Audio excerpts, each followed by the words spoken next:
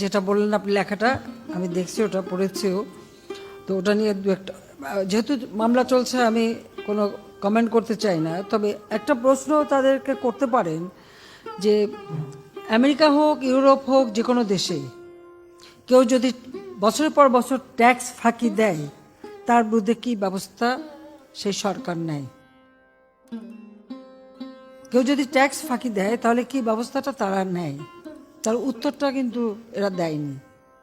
দ্বিতীয় হলো, শ্রমিকদের অধিকার নিয়ে এত কথা হয়, কিন্তু সেই শ্রমিকদের ওয়েলফেয়ার ফান্ডের টাকা কেউ ব্যবসা করলে ব্যবসার 5% ওয়েলফেয়ার ফান্ডে দিতে হয়, এবং সেই শ্রমিকদের অর্থ যদি কেউ মেরে খায়, না দেয়, তাদের ন্যায্য পাওনাটা যদি না দেয়, তার বিরুদ্ধে তাহলে এরা কি ব্যবস্থা নেবে, কি ব্যবস্থা নিয়ে থাকে? ইউনুসের বিরুদ্ধে আমরা বা আমাদের গভর্নমেন্টকে লাগেনি, বরং আপনাদের মনে আছে একটা কথা, গ্রামীণ ব্যাংকটা তৈরি করেছিল জেনারেল এরশাদ সাহেবের আমলে। একজন এমডি খোঁজা হচ্ছিল, তখন ডক্টর ইউনুসকে এনে সেই ব্যাংকের এমডি করা হয়। এই ব্যাংক কিন্তু তার নিজের করা না, সে সেখানে এমডি হিসেবে চাকরি করত, একজন এমডি হিসেবে চাকরি করতেন এবং বেতন তুলতেন। এটা, আর গ্রামীণ ব্যাংকটা হচ্ছে সরকারের সংবিধিবদ্ধ সংস্থা, ওই টাকা বেতন সব কিন্তু সরকারের পক্ষ থেকেই দেওয়া হতো, সরকার কেউ বাইরে গেলে জিও নিয়ে যেতে হতো। সেই চাকরিরত অবস্থায় হ্যাঁ সেটাকে তিনি নিজে করি এমনভাবে প্রচার করছেন যে ওটা যেন ওরা নিজেরই করা। ওই ব্যাংকের আইনে ছিল যে 60 বছর বয়স পর্যন্ত একজন এমডি থাকতে পারে চাকরিতে, 60 বছরের উপরেও আরও 10 বছর সে বিনা, মানে আইন ভঙ্গ করেই ছিল। যখন বাংলাদেশ ব্যাংক এই জিনিসটা তার নজরে আনে এবং তাকে আমাদের তদন্ত অর্থমন্ত্রী আমাদের মুহিত সাহেব এবং আমার পররাষ্ট্র উপদেষ্টা গওহর রিজভী সাহেব তাকে রিকোয়েস্ট করেছিলেন যে আপনার তো বয়স হয়ে গেছে,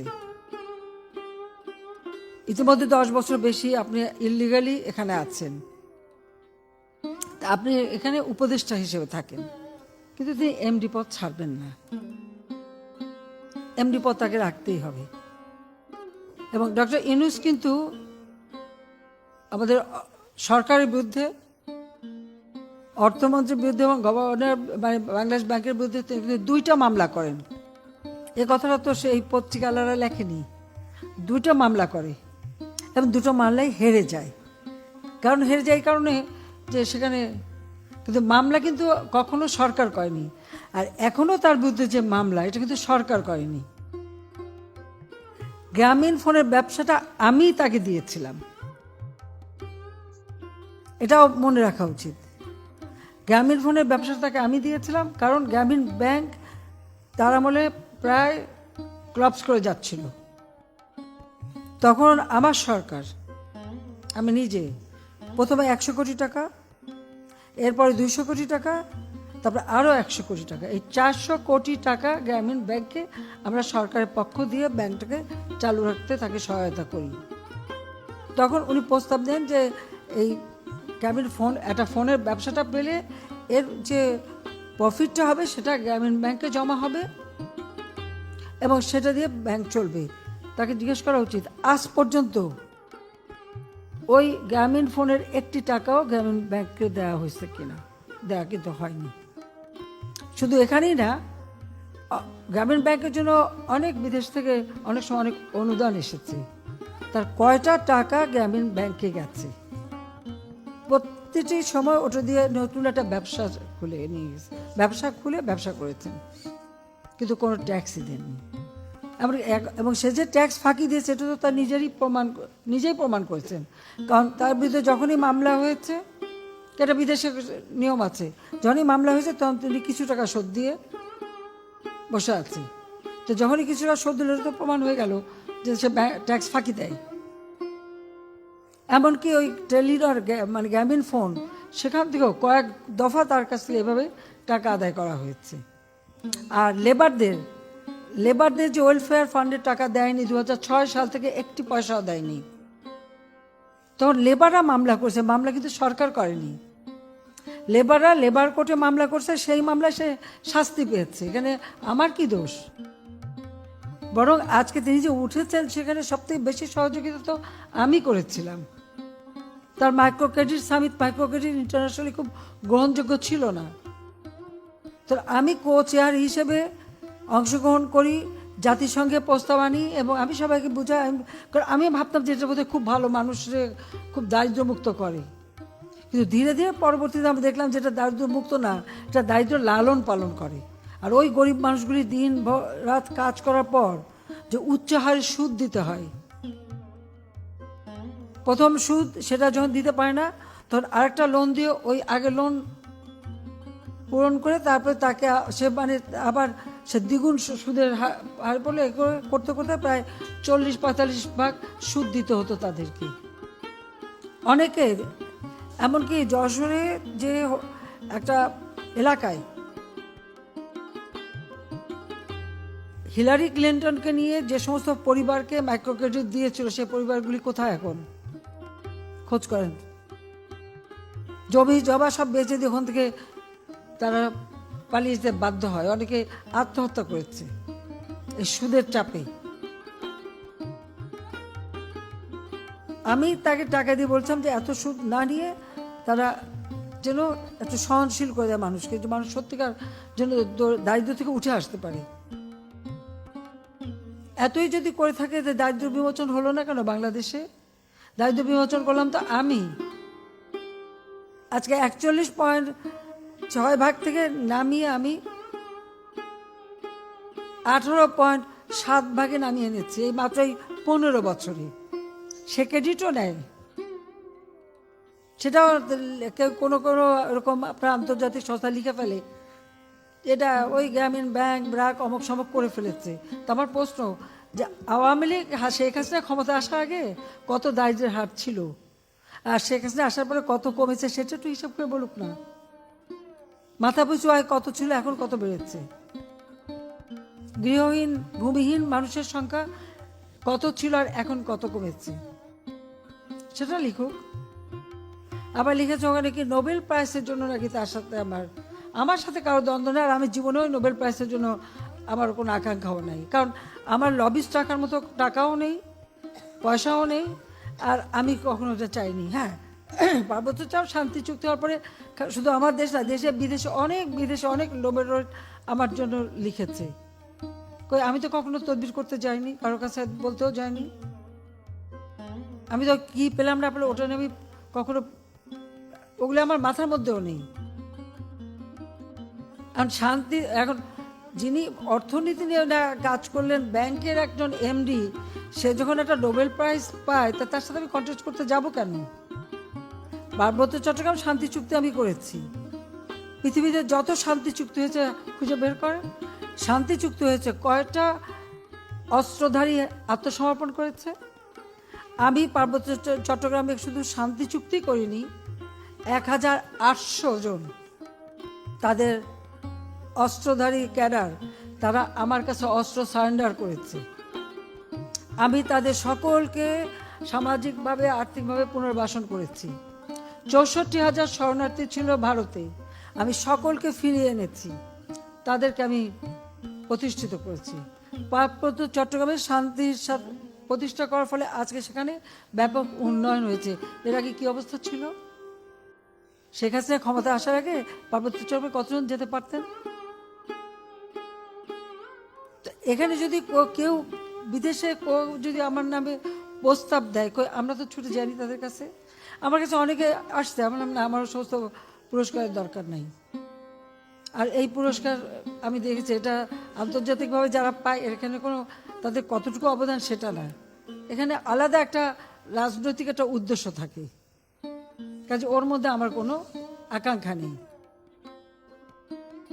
আর বলে দিল যে ওটা নিয়ে নাকি ওনাকে মানে জেলাসি বা ওনার উপরে মামলা করছে তার লেবাররা, এবং প্রত্যেক এলাকায় লেবাররা যখন তাদের দাবি পেশ করেছে, দাবি পেশ করার সাথে সাথে তাদের প্রমোশন হয়েছে, তাদেরকে স্যাক করে দিয়েছে, সবাই মামলা করেছে। আমি তো জানতামও না যে এটা, এবং লেবার কোর্টের মামলা শাস্তি পেয়েছে। তো লেবারদের কি কোনো অধিকার নাই? যারা এত লেবার নিয়ে কথা বলে, মানবাধিকারের কথা বলে, এত কিছু বলে, তারা কোথায় এখন? তারা চুপ কেন? তারা কি এই লেবারদের পাশে এসে দাঁড়িয়েছে? দাঁড়ায়নি।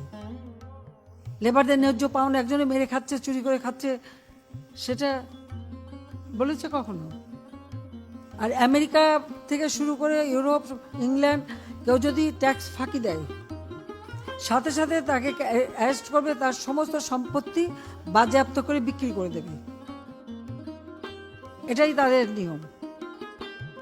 সেটা দেখে না কেন যে যিনি সমানে ট্যাক্স ফাঁকি দিয়ে যাচ্ছেন, আর প্রতিবার তার উপরে মামলা দিয়ে তার কাছে আদায় করতে হচ্ছে। যারা লিখেছেন তারা এই অনুসন্ধানটা একটু করুক। এবং আরো অনেক বিষয় আছে, আমি সব বলতে চাই না, আমি এটা বলতেও চাইনি কখনো। পলিটিক্যাল পার্টি করতে গেছিল, সেটাও লিখেছে।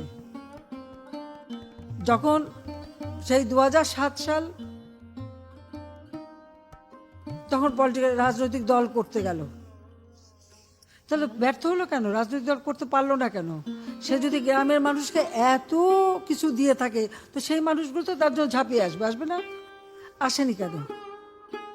কারণ সুদের চাপে তারা মৃতপ্রায় ছিল, অসুস্থ, তারা সেই জন্য তাকে কেউ সাড়া দেয়নি। সেখানে সে ব্যর্থ হয়েছে, তা সে দায়িত্ব কি আমার? আমি তো তখন জেলে। আমাকে অ্যারেস্ট করার পরে তিনি তো কেয়ারটেকার সরকার এবং প্রেসিডেন্টকে AA+ দিয়ে আসছে। আমার বিরুদ্ধে তো একটার পর একটা মামলা। আমি তো বলছি, আবার আমি যখন বিদেশে, আমার বিরুদ্ধে খুনের মামলা দেওয়া হয়েছিল। যখন আমি শুনছি আমার বিরুদ্ধে মামলা, ওয়ারেন্ট, আমি বলছি আমি এখনই দেশে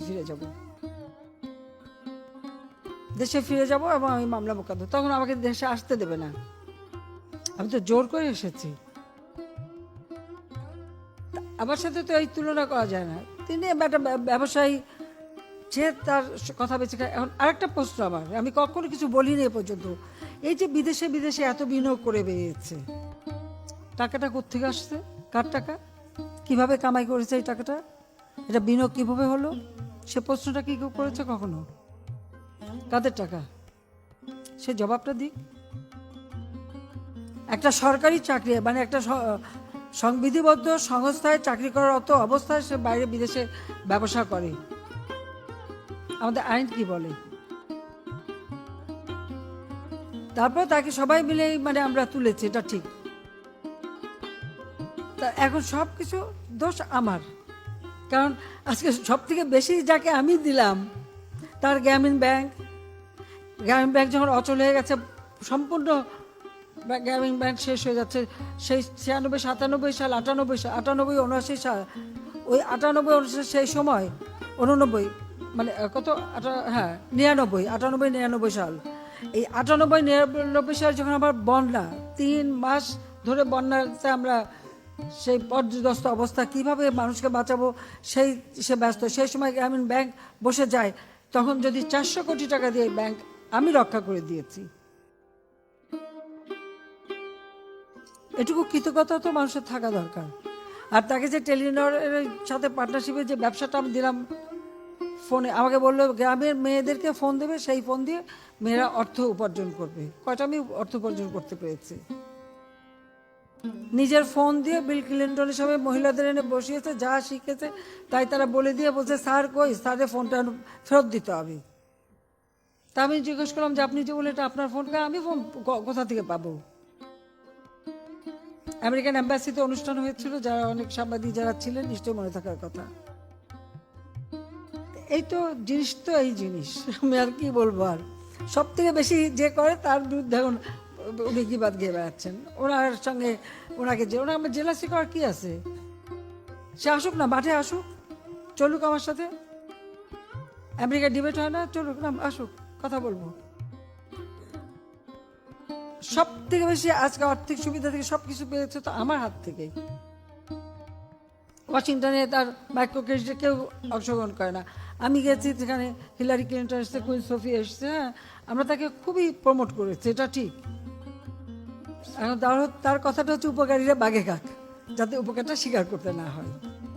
এটাই তো বাস্তবতা। যা এখন এখন ওনার পয়সা আছে, উনি লেখাচ্ছেন। এই যে কতজন নোবেল লয়েড সহ তাদের যে বিবৃতিটা, এই বিবৃতিটা কি বিবৃতি? এটা তো বিজ্ঞাপন। তো উনি যদি এতই পপুলার হবে, তার বিজ্ঞাপন দিয়ে এতজনের ইয়ে করতে হবে কেন, নাম দিতে হবে কেন? তার জন্য সারা পৃথিবী ঝাঁপিয়ে পড়বে। কই কেউ তো এসে আমাকে একজনও কেউ বললো না, কেউ তো বললো না। সে কথাটা একটু চিন্তা করে দেখেন। আমি আমার একটা মামলা চলছে, আমি জানি না এটা সাবজুডিস হবে কিনা, আমি কথা বলতে চাই না, কিন্তু যেহেতু প্রশ্ন করেছেন, আমার মনে হয় 2-4টা কথা না বললে মানুষ বোধহয় ভুল বুঝতে থাকবে। শেখ হাসিনা কারোর সাথে জেলাসি করে না। Sheikh Hasina father of the নেশনের মেয়ে, বঙ্গবন্ধু শেখ মুজিবের মেয়ে। অন্তত এই জায়গাটায় কেউ আসতে পারবে না। আর সেটাই আমার গর্ব, সেটাই আমার গর্ব। প্রধানমন্ত্রী এটা তো একটা সাময়িক ব্যাপার, কিন্তু আমি তো বঙ্গবন্ধু শেখ মুজিবের মেয়ে। আমি দেশও বেচি না, দেশের স্বার্থ বেচি না। আমি সবসময় দেশের স্বার্থ রক্ষা করেই চলি। তার জন্য অনেকবার ক্ষমতা আসতেও পারিনি, আমার কিচ্ছু আসে যায় না। আমার দেশের স্বাধীনতার সার্বভৌমত্ব রক্ষা, আর দেশের মানুষের মাথা যেন উঁচু থাকে, আমার সবসময় সেটাই কাজ। আমি এর কাছে ধর্ণা দিয়ে বেড়াই না। কারণ এখন জায়গায় জায়গায় দুয়ারে, হ্যাঁ এখন যে হচ্ছে মামলা সাজাপ্রাপ্ত আসামি, সে তাই সাজাপ্রাপ্ত আসামির পক্ষে এত কথা লেখে কিভাবে? ওই সাংবাদিককে জিজ্ঞেস করেন। সে যে কনভিক্টেড, এবং সেটাও লেবার কোর্টে, সরকারের কোর্ট না, লেবার কোর্টে। আইএলও কনভেনশন এবং প্রোটোকলে আমরা সিগনেচার করেছি। আমরা লেবারের স্বার্থ রক্ষা করতে বাধ্য, এখানে আমাদের কিছু করার নেই।